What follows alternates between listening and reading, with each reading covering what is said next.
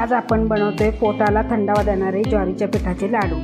तर बघा इथे एक पॅन गरम करायला ठेवलेला आहे आणि त्यामध्ये आपण 1 कप शेंगदाणे खरपूस असे भाजून घेणार आहे।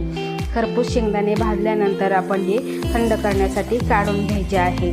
आता त्याच पॅनमध्ये आपल्याला 1 चमचा तूप घालायचं आहे आणि तूप हे वितळल्यानंतर त्यामध्ये आपल्याला 1 कप ज्वारीचं पीठ घालायचं आहे। हे खमंग वास येईपर्यंत मंद गॅसवर आपल्याला भाजून घ्यायचं आहे। हे पीठ भाजून आपण थंड करून घेऊया। आता हे पीठ थंड झाल्यानंतर एक मिक्सरचं भांडं घेतलेलं आहे, त्यामध्ये हे पीठ घालून घ्यायचं आहे। शेंगदाणे, त्यानंतर 3 चमचे खोबरं, 3 वेलची आणि त्यामध्ये 1 कप गूळ घालून आपल्याला हे सर्व मिक्सरला एकजीव करून घ्यायचं आहे। खूप छान असे हे एकजीव झालेलं आहे आणि त्यानंतर बघा खूप छान असे हे लाडू वळले जात आहे। हे लाडू खूप छान आहे आणि इथे बघू शकता मस्त असे आपले लाडू तयार आहे।